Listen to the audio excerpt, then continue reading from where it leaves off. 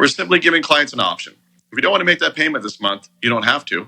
It's not that it's free or anything happens. It's just that that payment is really added to how much you owe. And then next month, you see your balance has gone up by that payment, and you make a decision again. And we are just in the background saying, hey, whenever you pay us, whenever the house is paid off, that's when we get paid back all our money. And so we just wait to get paid. Hey folks, welcome to the 9/10 podcast, where ownership is 9/10 of the law. I'm Christopher George, and I'm a realtor over at Keller Williams here in Laguna Niguel, California. And boy, have we got a great show for you today, because today we're going to find out what in the heck a reverse mortgage really is. So to help educate us in the matter, we have an excellent guest for you today. He serves with commitment as an educator and co-founder at Reverse Mortgage Educators Incorporated. Driven by his dedication for education and financial empowerment. Since 2007, he's diligently contributed to the field of reverse mortgages, establishing himself as a respected figure in the industry. Recently, he developed a continuing education course tailored for realtors like me, where he teaches his reverse mortgage for purchase method, in which folks can pay off their existing mortgage and buy a totally new home using a reverse mortgage. At Reverse Mortgage Educators, he shares his knowledge to assist borrowers and financial professionals in understanding the integration of reverse mortgages in financial planning. So today on the 9/10 podcast, we have Ryan Kleiss, CEO of Reverse Mortgage Educators. Everybody, we have Ryan Kleiss, who is the CEO of Reverse Mortgage Educator. Ryan, thank you so much for being here. Really appreciate your time today. Yes, happy to be here. Awesome. So first of all, Ryan, what in the heck is a reverse mortgage? I tend to think of reverse mortgage as much like a loan you have on your house now. You've borrowed money to either buy a house or refinance a house. So you owe a bank money. The bank puts a lien on your title. And with a regular loan, you just pay that bank back a little bit each month. And when they're paid off, they remove your lien off a title. That's a traditional loan. Reverse mortgage doesn't differ too much. You're borrowing money to buy or refinance a home. We're putting a lien on your title. And I guess the difference just comes in how we get paid back. With a regular loan, you're paying back the bank a little bit every month. With us, when you get your statement, you're deciding how much you want to pay us. If you don't pay us anything that month, then the interest that you would have paid on a normal loan that month is added to your balance. So a reverse mortgage company is actually waiting until the home sells or is refinanced to get paid back all the money that you'd borrowed, plus any interest that you might have that might be accumulated because you didn't want to make a payment for any given month. We're simply giving clients an option. If you don't want to make that payment this month, you don't have to. It's not that it's free or anything happens. It's just that that payment is really added to how much you owe.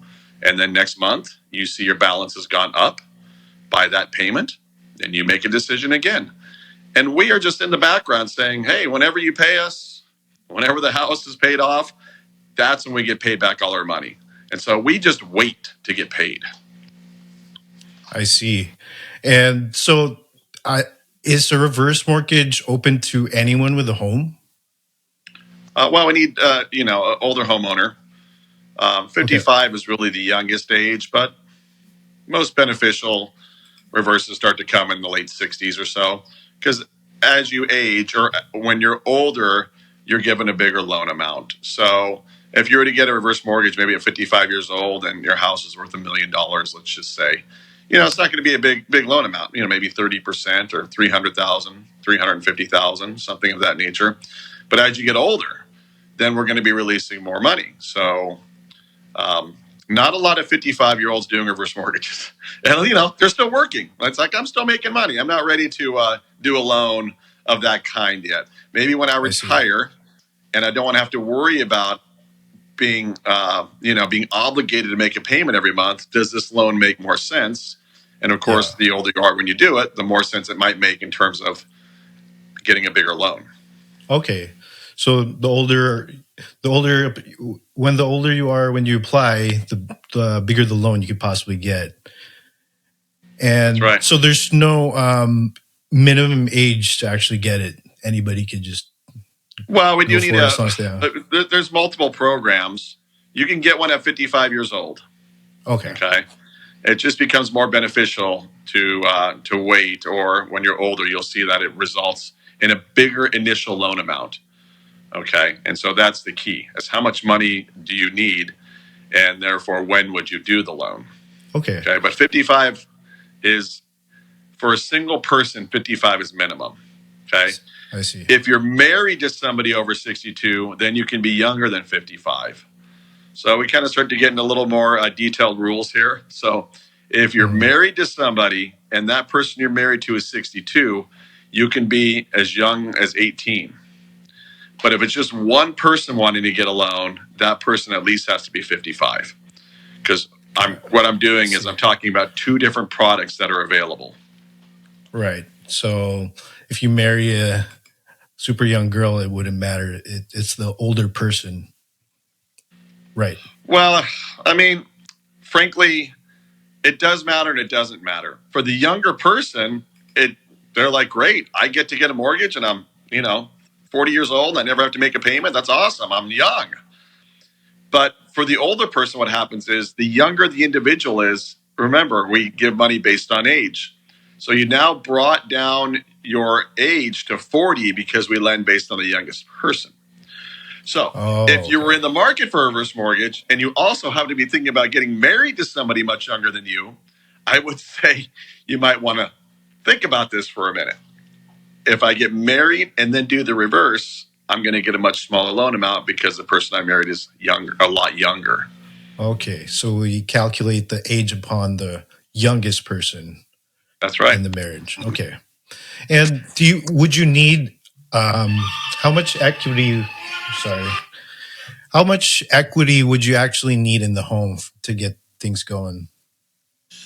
Well, so this is ever changing, and this is the reason why. And I'll give you some examples. But when we qualify to figure how much somebody can get, like a normal loan, it's all about how much money you make, right? As to how big of a loan you can get. Mm-hmm. For us, again, we're talking about age, value, and then a third thing, which is interest rates. And when interest rates are higher, like they are now than they were 3 or 4 years ago, that will have a downward pressure on the loan amount. So every time interest rates change, our loan amount changes. So to get back to your question, the reason why I put that in there is we have to know what interest rates are when we go to tell someone how much we're going to lend, because that affects the loan. So with that being said, currently, and it's debatable whether you think interest rates are high right now or perfect. I mean, if you lived in 1980, you think interest rates are great right now at 7%. If you just started doing loans years ago, you think rates are really high. Mm-hmm. But at a 7% amount, we're way higher than we were about 4 years ago, and that's dramatically affected our loan amounts. So a 62-year-old might be able to get maybe 32%, let's say, of the value of their home right now, okay, for a loan, 31, 32%. So you got $1 million home, you're getting maybe $310,000, right? Now, if you looked at 4 years ago when rates were lower, or if rates dropped again, that same 62-year-old might be getting $480,000. Okay. So our percentages do change quite a bit depending on interest rates. Mm-hmm. So we always have to adjust our matrix, if you will, to what the rates are at any given week to determine loan amount. I see. So for someone that's thinking about a reverse mortgage, would the best way to see what they could possibly get would just be to talk to you, right? Yeah, because I mean, there might be some calculators online, but you never know which ones are updated and what, sometimes there's old websites, it's hard to say it's accurate unless you're talking to a reverse specific individual. I mean, so while you can probably get an idea, an estimate of what you might be able to borrow, the best thing to do is really call or talk to a reverse person like me on a Wednesday. Okay? And you're saying, what's Wednesday got to do with anything, Mm-hmm. Well, in our industry, we actually change our loan amounts based on what the index was the week before, and those changes basically happen Tuesday, Wednesday. So if you were to get quoted a loan amount on Friday and you didn't do anything with it, and you think this is how much money I'm getting, and then rates went up or down drastically the next week, your numbers are totally different. So what we have to do, so I would get a hold of someone on Wednesday and say, okay, where are we at today with how much of a loan amount I can get? And if you want to lock that amount in, we can by doing an application. It doesn't mean you're committed to doing the loan, but just by you apply or saying, yes, I'm interested in applying, I can actually save that particular loan amount. So it's called a principal lock. And we're basically locking in the principal amount we're going to lend them, even though the rates might be changing ahead. And we can hang on to those for a little while, not a long time, but we can at least give someone the benefit of saying, okay, this is what we're quoting you on a loan amount. As long as we get your loan done in the next few months, et cetera, then we can keep that same loan amount. Okay, that sounds cool. And how long would that grace period be, like, to keep that? Well, that's an interesting situation. There is no definitive rule necessarily on that, but as you go longer from having that principal limit locked in, say you're 7 months out, okay, FHA / the investor are going to want to know what is going on here. Why are you waiting so long? What's happening? Because they now might have a loan amount that should be way lower than what it was a year ago. And you say, I want you to deliver that to me because I have an application here, right? And so they're going to want a good reason. And that's the thing with these loans, by the way, when it comes to like underwriting or getting approvals or this whole lock thing, is that FHA is very good at saying, look, things happen. That's why you might have a bad credit score. That's why you might have waited a while before you did your loan. That's why things happen. As long as you have a reasonable explanation, we're generally going to decide in your favor on things. And that might have to do with getting an approval if you have like mortgage rates or low credit score. If you have taken an application, but you haven't completed it in 6 months, but you still want the bigger loan amount. As long as you have, theoretically good explanations and you can back it up, FHA is very generous in saying, yeah, they want to help individuals get loans. They want to help people get the best, but they're just not going to do it if someone's just off the cuff, and not sincere, or they don't have a real good reason for something. Right. And don't they have a more technical term for reverse mortgages? It's the HECM, right? Yeah, well, so we have this thing called the home equity conversion mortgage. The FHA, for that matter, HUD, doesn't call the loan they insure a reverse mortgage.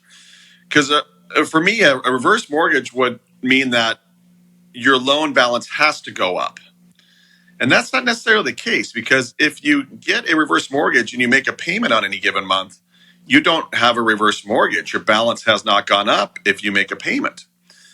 So FHA doesn't call their loan a reverse mortgage because technically that would maybe not be correct at a certain point in time in the loan. Their name of the loan that FHA insures for us is called a home equity conversion mortgage. And the acronym is HECM, HECM. So when you hear that word, when you see that acronym, you know that it's an FHA insured product, because there are non-FHA insured loans out there, and they are a different type of loan. Right. But they're both called reverse mortgages. The other one is just insured by FHA. Yeah. So what our industry has done, and what in general everybody has done, is we just slap reverse mortgage on anything that you don't have to make a payment on, et cetera, because that's just the common term, right? And there's even been companies that have said, well, we want to go out there and we don't want to advertise, or we don't want this thing to be known as a reverse mortgage. Good luck, because it's been so many years called a reverse mortgage that it's kind of like, if you decide not to call it a reverse mortgage, even though people may not really know a lot about a reverse, or maybe they're uncomfortable with it, they still know that that's the product that does something without mortgage payments. Yeah. So our industry, everything is a reverse mortgage, even if the government doesn't call it a reverse mortgage. Right. Okay. All right. And once, like, let's say folks sign up, what kind of, how do they receive money? Is there different ways to receive the money? Yeah. I mean, if you think about like a regular cash out refinance or an equity line that you could get on the house, right? Like you can determine how you want money. And the HECM, the reverse mortgage, if you will, does the same thing. We basically kind of have an equity line built into the loan where we're saying, look, the first thing we're going to do is if you owe money on your house, we got to pay that off, right? We got to clear the title of any encumbrances you might have on the property. So that way we can be in a first position. So if you owe a couple $100,000 to another lender, got to pay that off. Now, let's say because of your age and the value of your house and interest rates, let's say I said, you're approved for a loan for $400,000. You owe $200 to your current lender. Going to pay that off. You don't owe your lender that money anymore. They're gone. You have started your reverse mortgage balance at $200,000 now, basically in rough numbers, and you had been approved for $400. That means you have $200 left. What would you like to do with that money? If you don't need it right now, then we basically leave it on what is like an equity line, kind of like you would get at any bank, with the thought that it's a little bit, you could say it's a little bit better than a traditional equity line. Number one, it can never be frozen. Like if anybody had gone through the housing recession in 2009, et cetera, when there was equity lines out there, those banks froze those things. Done. Even if you were on time with your mortgage payments, they froze those equity lines. These cannot be frozen. Once they're established and you have 200,000 on there, it's there guaranteed for you. So, that's the thing that people kind of like about the loan. Okay, I got that. Since it's on the equity style portion, if you will, we call it a line of credit. You're not being charged unless you use it. It's just sitting there available. And while you have that 200,000 sitting there in the line of credit, FHA actually allows us to give you a little bit more every month. So we apply what they call a growth rate so that you have more money available on your line of credit. So there's some benefits that come with this line of credit on a reverse mortgage that a little bit better than maybe what you would say is a normal equity line at your, at Wells Fargo or any kind of bank that does equity lines for that matter. Okay. And what are there any what are the normal ongoing costs to keep the reverse mortgages, like fees and do you still pay the property tax on the property, or how does that work? And insurance? Yeah, so tax insurance had to be made. We're not going to pay those for you. Okay. So you do have to pay those. There is a way to establish, I guess what you say is like an impound account, if you're familiar, an escrow account that some regular mortgages have. We do have a way to do that too, but it's different than a normal loan because we're not collecting money from you every month. So if we're going to pay your tax insurance for you and we can't ask you to pay us that every month, then what we're going to do is use a little bit of your equity, which is fine. You're using a little bit of your equity every year to make those payments. Most people are cool with that. But you got to remember that if we're paying it for your life expectancy, we're going to need to have some more equity in the property available to make those. So you might get a smaller loan amount if you choose to have us make a tax insurance payment for you, because we have to keep more money as equity in the property to be able to pay those tax insurance. So if you don't have that, which is called a life expectancy set aside, then you're paying your tax insurance. So that's one thing you need to have in consideration to getting a loan. Number two, there's not necessarily ongoing cost per se, but FHA does have 0.5% annual mortgage insurance that they add based on your outstanding loan amount. So 0.5% of whatever is outstanding is what your mortgage insurance annually. Okay, it's added monthly, but it's an annual rate. In terms of other costs on an FHA insured reverse mortgage, you have an upfront mortgage insurance component. That's 2% of the value of your home, up to capping the value of the home at $1.149 million, roughly. So, but your ongoing costs are really your annual mortgage insurance. It's not out of your pocket; it's out of your equity because it's adding to your loan balance. Okay, I see. All right, and so when you're in a reverse mortgage, are you still have full ownership of the home? What can you actually do? I mean, it's basically like your normal loan, right? We're simply lien on title, okay? But the one thing I suppose you can't do, like if you had a conventional loan and after a few years you're like, hey, let's just rent this place out and we'll go buy another home. Reverse mortgage is an owner-occupied situation. So you could rent rooms out in your house. I don't care if you live in one room and rent a couple rooms out. No Okay. problem. Yeah. But it's not designed to be a business. Like you're not supposed to run an Airbnb out of your house, right? So it can't be a And rental. yeah, so we want you there at least the one. We actually want you there one day a year. Believe it or not, if you've been gone a while, you got to get back for that day and let us know, because if we found out that you're not there, we're going to be calling, emailing, knocking on your door, saying, "Hey, where are you? You're supposed to be living here at least one day out of the year." And if that happens, you got to get back to the house, call up the servicer, and go, "Hey, maybe you guys didn't realize, but I'm here." And then you basically reset your owner occupied status, if you will. But it can't be a rental. Can't be a rental. Can't be just a straight up rental. Got it. Okay. All right. So the next big question is like, so you already got your reverse mortgage. What happens to your heirs when it comes time to that? Yeah. So, I mean, it's traditionally really like, again, regular financing. We don't dictate like who gets the house. We certainly are not owning the house. We're just wanting to be paid back whatever the loan amount is. Okay. So once a homeowner passes away, we're going to send out a letter. And that letter is going to say, "Hey, heirs, you got like 30 days to get a hold of us. Let us know somebody's there that wants to refinance or keep the house."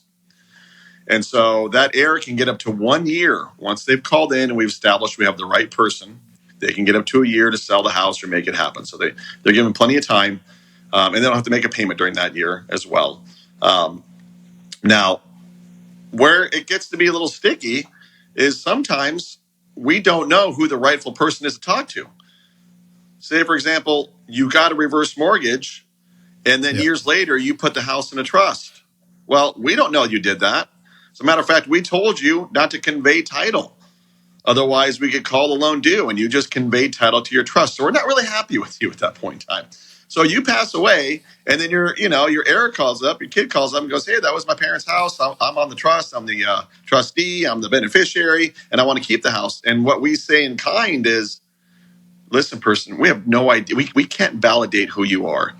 You changed ownership without us knowing. You have a trust we've never seen." So that's where reverse mortgages can get frustrating for heirs. It isn't necessarily because we're trying to be difficult. It's because we got to be careful who we're talking to. We could get sued. We could get into problems if all of a sudden somebody calls up and tells us, "Yeah, I'm their kid. I'm their only kid, and I need to know all the information." And maybe that's not the case. So you wouldn't even be able to talk to them at that point. We could literally shut somebody out until they prove they're the rightful executor or of that estate, until they show us, "Yes, I'm legally the person that is allowed to handle the estate and talk to you all." So if anybody's got a reverse mortgage, and if anything changes, you got to make sure that your reverse mortgage person knows about it. Stay in touch with the servicer. If you're going out of town, you're going to be gone for 8 months. Call the servicer. Say, "Hey, I'm going to be out of town for a while. I just want you to know." "All right, that's great. Hey, servicer, we want to put the house in a trust. Can we do that?" "Of course you can do that. Send us in the trust before you record it." There's just a few small things we're looking for in the trust. In my experience, 99.9% of the trust, we have no problem with that. We really want to make sure that the owners of the property retain the right to live in the house for their life. So that's what we want to make sure, and most trusts have that provision, right? So we'll look at the trust. Hey, bingo, go put the house in the trust. And now we know who we can talk to. Everything that we're doing is just trying to make sure that we've been told what you're doing, so that when something happens to you, we know who we can legally speak to. Right. So communication with the servicer, super important. And in your experience, do most heirs just end up selling? Yeah, that's my experience. Is most heirs, when they inherit the property, because there's usually multiple kids involved, and it gets back to a family decision that they all want to sell the house and get whatever equity is there and split it between them. Could one of them keep the house? Sure. Just got to refinance and pay us off. Okay. So we don't care. Keep, sell, whatever you all want to do. We're just looking to get paid back whatever we loaned, and then we pull our lien off title. Okay. And I know you mentioned, so they don't have to make any payments if they don't want to, but is there any way you could lose your home if you had a reverse mortgage? Well, yeah. So, like one of the things I talked about is being owner occupied. Okay. If you're gone Okay. for a year, we can't find you, haven't reestablished your residency, we could issue a notice of default. Okay. And again, this just goes back to a foreclosure proceeding. It's not like we immediately can say, oh, you broke the rule, we're taking the house. It's not our house. We then Yeah. have to put it into a California foreclosure proceeding, right? Or Right. say you didn't pay your tax and insurance and all of a sudden you owe taxes. Like, okay, that's a problem because the county can foreclose on you for not paying taxes. So we have an issue with that because the Right. county will sell the Right. house for what? Just to cover their taxes. They don't care about us. So we Yeah. have to get ahead of that and start foreclosing before the county would. And Okay. again, we issue a notice of default. We say, hey, you guys are behind on your property taxes. Get caught up. Just like the owner occupied. Get back to your house. The other way is if you let the house get in bad repair and somehow we find out like it's got broken windows or shingles are missing or something that's deemed to be a health and safety issue, then that could cause a default because we need to have something that's safe for someone to live in. So those are the three things really: occupancy, taxes, insurance, HOA, and having the house be okay from a health and safety standpoint. Yeah. Those are how you can get foreclosed on from a reverse. Makes sense. Yeah, All right. sometimes you'll hear, or I've heard people say, well, I heard foreclosure rates are higher in reverse mortgage homes. And that might be true, but part of that is not necessarily because we're foreclosing on the homeowner. It's because they've passed away and we haven't heard from the kids. And so we have to start foreclosure proceedings to get somebody to come to the table. So I wouldn't necessarily, it's not necessarily like let's go foreclose on, all of our older homeowners. That sounds like a good thing to do. It's that they've passed and the kids haven't called us. And we got to get something moving because we want to get paid back. Yeah. All right. Okay. So what would you say to folks that would say, why would I do a reverse mortgage over like a HELOC?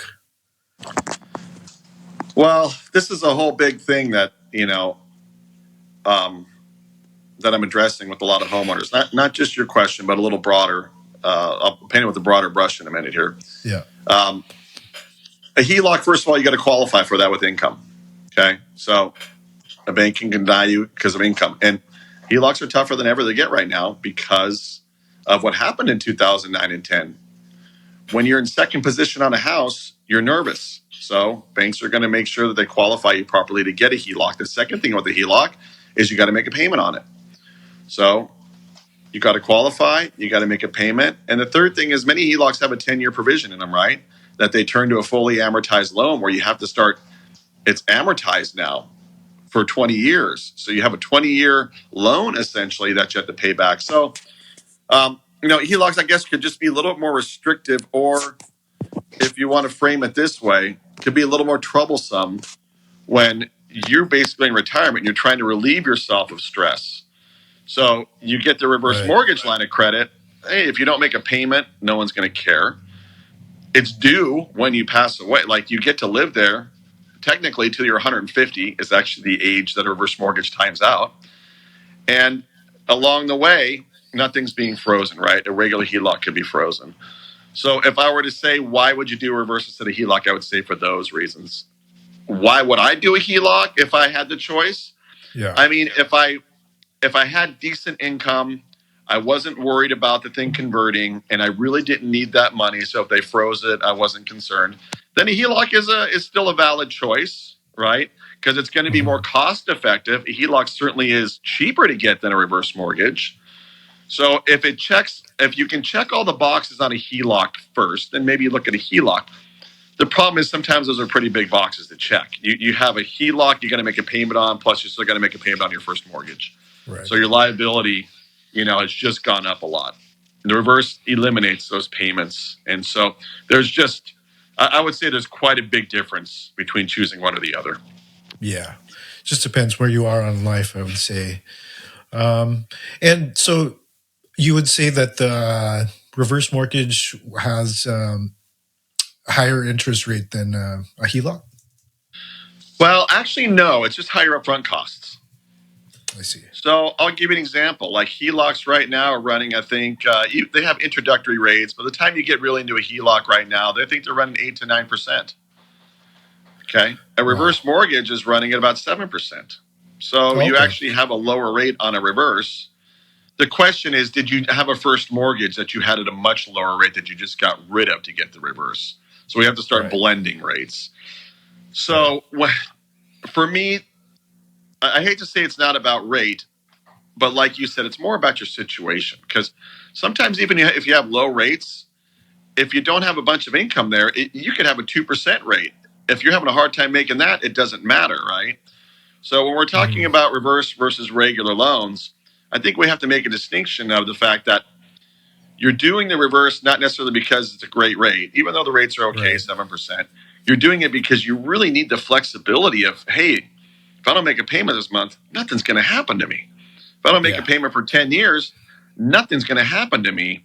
Wow. And so that's where the conversation, I think, goes more for me is let's Yeah. talk about security versus interest rate and upfront costs.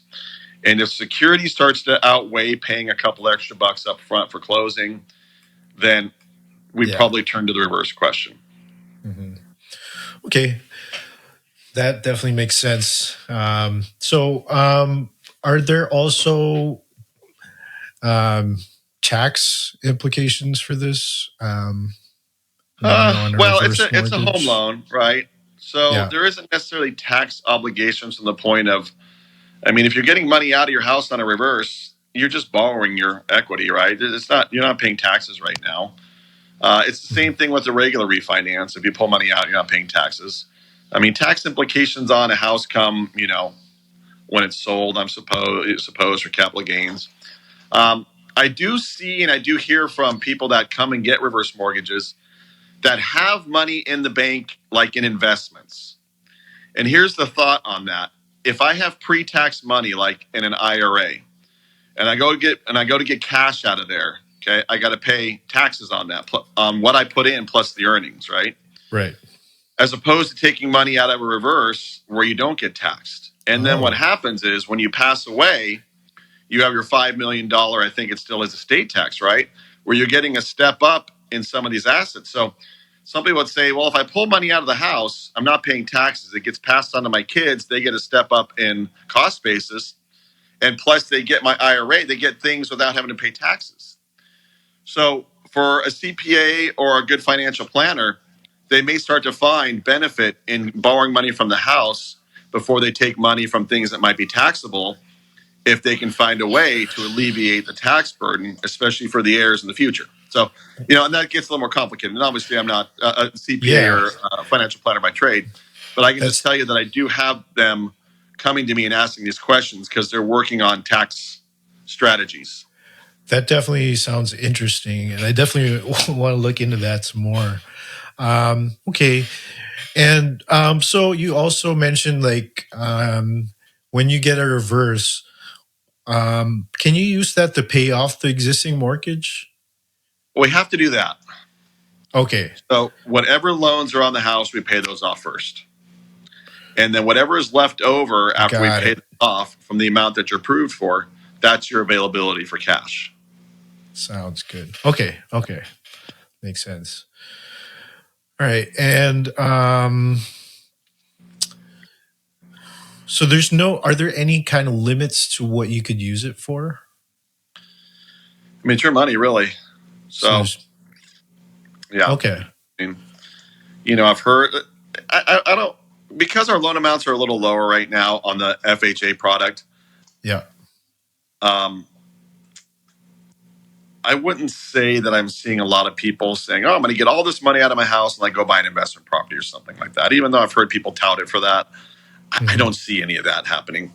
Um, I'm mostly seeing people use these loans just because life is expensive, Yeah. and with everything going on, it's more and even less about like I'm going to get a bunch of money and go travel. I mean, I did have a lady that actually did do reverse recently to go buy a house in Ireland. She bought a house in Ireland, and that, like I said, it's a rarity.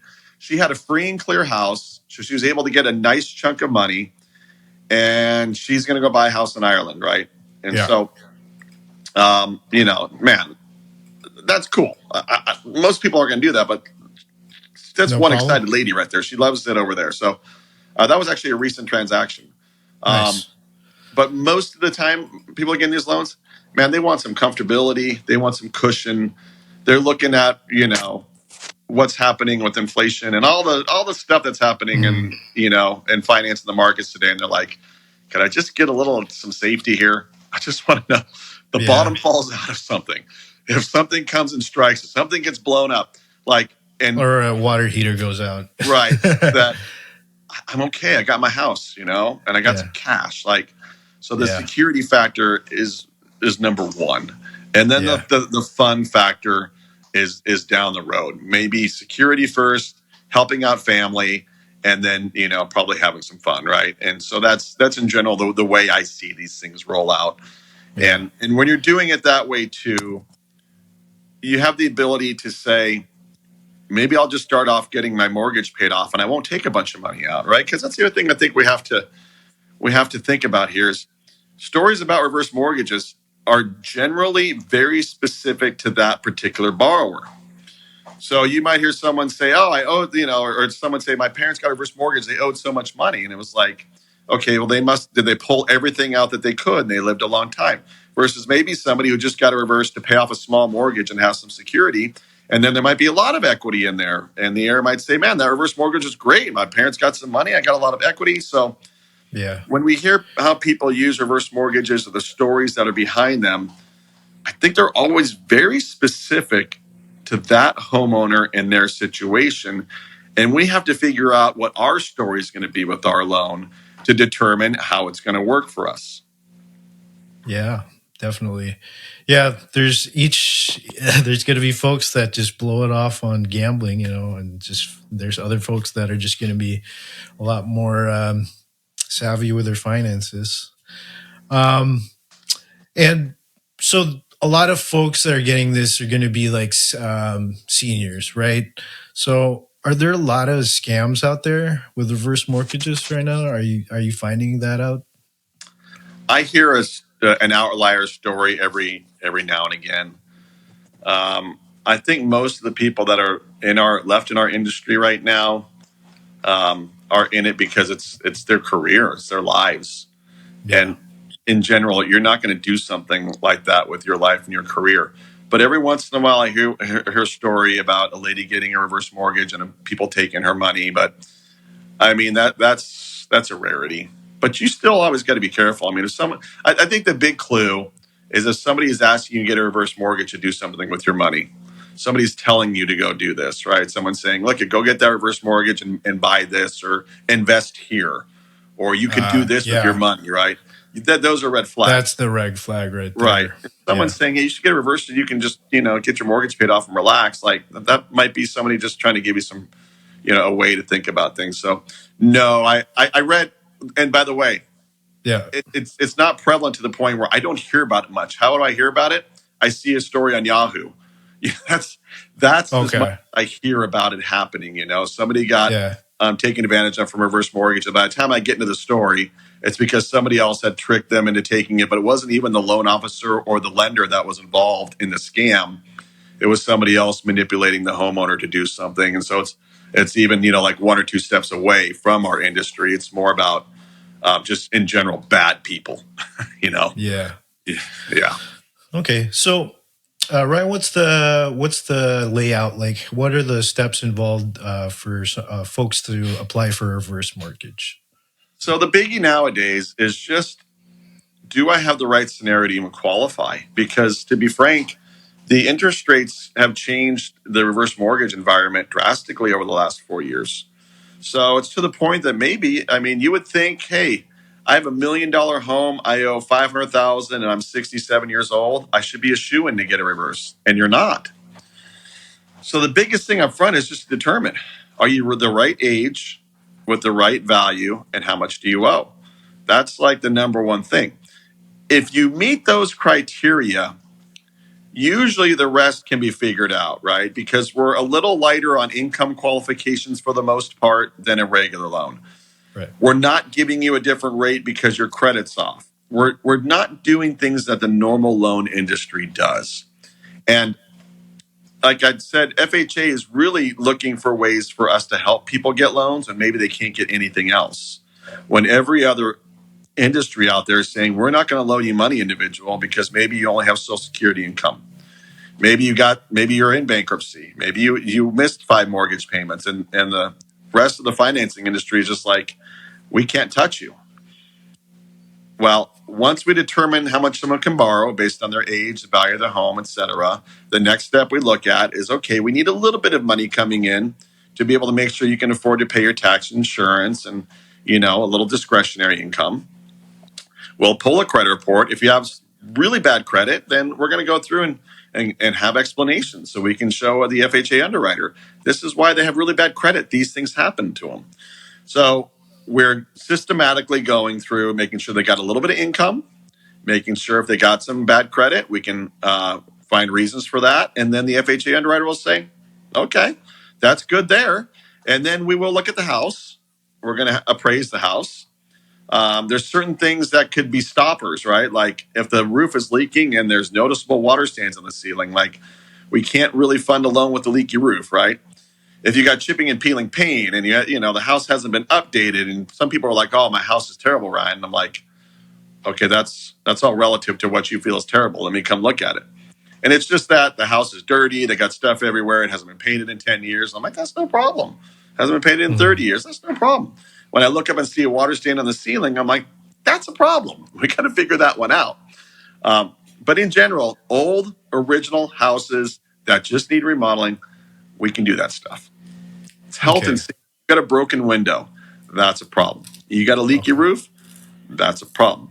You got no hot water, that's a problem. Well, could you say that's why I want to get the reverse mortgage to fix all this stuff? Yeah, well, the problem is that we need to meet a certain health and safety standard before we want to give someone money. Okay. And yeah, we could even do what they call a repair set aside, which means that let's say the house is chipping and peeling paint, stucco's falling off the walls. And there's just, there's things that are wrong that are more cosmetic. Yeah. We can fund the loan and then they can fix that 6 months after we fund the loan. But when we're talking about something that could be health and safety related, we have to have those things fixed before we can proceed. Now, there's ways of doing that. There's contractors that will do work to a house and wait for the loan to fund to get paid. Oh. And so, there's creative ways to help somebody that are in really bad situations to still get the reverse and get those problems cured, even if they don't have any money. So there are workarounds on that. It's just that's workarounds with private, with a private party and us, and not necessarily FHA saying, "Hey, we're going to fund the loan and give you the money for the roof." It's like, no, they won't do that. We have to have the roof fixed, and then they'll fund the loan and give you money. Got it. And how long does it usually take to close? Well, that's just a matter of what do we have in front of us, right? I'll give you some generalities here. If a client let's say their credit is not too bad. Let's say their house is in okay shape. Their title is clean. Then you're talking 35 or 40 days. So you just start getting to situations where maybe the credit's really bad. I have to start writing explanation letters and we have to start working with the client. All right, you can start adding on weeks for that. Title work can be an issue because if people have had a house for 30 or 40 years, they may have done a loan that didn't get reconveyed properly. Maybe they did put their kids on title and took them back off. So we have these clouded titles. That stuff happens all the time. We got to unravel those mysteries. That can add a week or two on. So in general, 35 days. You get into really problematic files, I would push that to more like 60 days, right around that ballpark, 60 to 70 days, depending on how many problems I have to address. Okay, sounds good. All right, so that's pretty much paints a picture in my head that's pretty solid. I think the next step, if anyone's thinking about any more information about reverse mortgages, I think would be to get in touch with you. What is the best way for folks to get in touch with you? My direct line. So if they have something to write down, 714-609 0196. You can also just type reverse mortgage educators into anything and the company will come up. And we pretty much have somebody answering the phone usually 7 days a week between myself and the other loan officers there. So it's not a Monday through Friday, 8 to 5 type of situation. It's when you have a question you want to get answered, you just fire it off so we can get you answered. Awesome. And also, Ryan, wanted to ask you about you work with a lot of realtors. That's how I got to know you. And you do have some excellent resources for realtors out there. So I just wanted to ask you about your program that you can give to realtors that could really help them out. Yeah, and I mean, that's almost a whole nother podcast, Chris, because what's happening right now, what realtors, I think, is important for realtors to know is just because somebody, number one, is asking about a reverse mortgage or has a reverse mortgage doesn't mean that they don't need your help. And let me go into a little detail on that. Our loan amounts are down. So if you have only maybe 30% of the people asking, 35% of the people that ask about a reverse mortgage might have enough equity to get it, you have another 60% of them that don't have enough equity to get it. And so the question is, if I was asking for a reverse mortgage and this loan guy, Ryan, is telling me I can't get you a loan, and for the most part, probably any other financing is out of the question, what do you do? That doesn't mean your problem goes away. You still need cash flow. If we look at who's selling homes, and if you're older out there and listening to this podcast and you're tight in cash, so are a lot of other older homeowners, to the point that the average age of a home seller right now is 60 years old. And the reason that is because we're moving in retirement, sometimes because we need to get to equity in the homes. So you reach to the point where you're like, I might have to sell. I've tried every kind of financing I can. I need more cash. I got a ton of equity in this property, man. So much equity in our homes in California. So, but when I sell, what happens? If I couldn't get a loan on this house, can I get a loan to buy another home? Am I going to have to move out of state because maybe when I sell this house, I only net 300,000 and that doesn't get me anything around here? Nope. So, and that's where I start to move into the realtors and talk a little bit about reverse for purchase loans, where you're buying houses using a reverse mortgage. And what that means is, first of all, we have all the same things. We can get people loans when maybe they can't get other financing, because we have these ways of getting people loans, even when they have, credit history that's questionable and low income. And we get these clients purchase loans. And then after you've used a reverse mortgage to buy a home, you have the same menu options of skipping mortgage payments. You can have a line of credit in a purchase reverse mortgage. So for realtors, we know that a majority of the homes being sold right now by our older homeowners, some of them reluctantly, some of them saying, geez, I actually would sell my home and be a larger component of that if I knew how to buy the next house. If I felt like where I was going to go to was going to be a home I was going to like, and it wasn't going to put my back against the wall for a new loan. Yeah. So our industry has a whole nother component that has nothing to do with refinancing the home you're in. It's about how do we help you get to another home, do it with financing you can qualify for, and leave you in a position where even if you don't make payments on the house you bought, nobody cares. Wow. So that's the big deal. If you're a realtor, if you could do that for somebody, I mean, that's awesome. It is. I'll tell you, actually, purchase transactions are probably almost as much or more satisfying to me than a refinance. And the reason I say that is because I meet homeowners who are like, Ryan, I'm in a bad way here. I can't get financing on my house, and I'm really starting to feel scared and depressed here. All this equity, I can't get to it. What am I going to do? Go move somewhere? And so when we take somebody who, first of all, was afraid of moving, having a hard time with cash in their home, and get them to sometimes a brand new house, maybe 30 or 40 miles down the road, brand new house, their financial problems are left behind with the old house. It's like literally starting a new life and starting it without having to worry about payments and everything else. And people are very thrilled when that transition happens, almost more so than someone that refinanced and pulled cash out of a house. And so the purchase things are awesome. Yeah. I would say, yeah. And if you could be a resource that knows about this, it's huge. And if you're interested, we could definitely do another podcast that goes more into detail about that. Sure. But as far as the for realtors out there, what would you say would be a good next step for them to learn more about it? Of course, you could always come to my class. I do almost all the boards in California. So I'm pretty busy. I do classes at like 25 to 27 boards. And so you could probably find me on the calendar at your realtor board.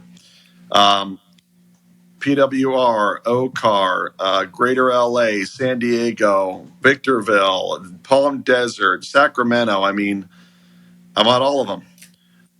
Start off with the class there. If you can't find the class, and get a hold of me directly, and you can hop on I do live streams in the evening for realtors as well. So you can hop on another board's live stream if you need to and catch it there. And you're going to get the same class as if you showed up in person. So that's a good place to start. But I just encourage realtors to know this. If nothing else, you have to know right now that loans are not as good as they were 3 or 4 years ago. Financing is pretty crappy compared to what it was. I'm not saying whatever, rates weren't higher in the past and all stuff, but compared to where we came from, it's a lot tighter. And it's getting tighter even as of today. And so if anybody, I don't know if it's an older person, a younger person, if anybody's asking you about financing, whether it's a reverse or equity line or whatever, I'm going to tell you have a homeowner there that really probably needs to find money. If they're asking how to refinance a loan that they might have a 3% on, or try to get financing, and when they know that the finance market isn't great, but they're still asking you, you got to know that there might be something going on there. And that's your first clue to say, well, what you want to get a loan? Cool. What's going on? What are you thinking about? Because there's a good chance they're not going to get the financing they wanted. And the next step might be them selling the home. Now, it happens to be older homeowners might find themselves in the positions to sell quicker than, say, a 40-year-old asking about a refinance. But make no mistake about it. If someone is considering refinancing their entire house right now to get a cash out, you got to wonder why. And you got to probe. Yeah. Right? This is where the name of the class I do is Hidden Listings in Reverse. And it's really Hidden Listings in Finance is what the name of the class should be. It's that was a great class. When people are asking you certain questions without telling you directly what they need, that you could say, gosh, these questions are leading to something. I need to stay in this conversation. Yeah. So yeah, and it's just not an everyday thing that people wouldn't even know that it would be a possibility. So that's right. Yeah, definitely. Awesome, Ryan. Well, thank you again for being here. I really appreciate your time. And thanks everybody for tuning in, and we'll be in touch next time. All right. Thanks for your time. Hey, thanks for tuning in. I really learned a lot from Ryan about reverse mortgages and how you could really use it to your advantage. There's really a lot of stuff that older folks that have a property that has some equity that they could do to possibly prolong their stay in that house, or maybe even get a new house. There's just so many possibilities if you consider reverse mortgages. Thanks a lot for tuning in. Since you made it this far into the podcast, go ahead and hit the like button wherever you're hearing or seeing this podcast, and give us a subscribe and follow. And we'll see you on the next 9/10 podcast, where ownership is 9/10 of the law.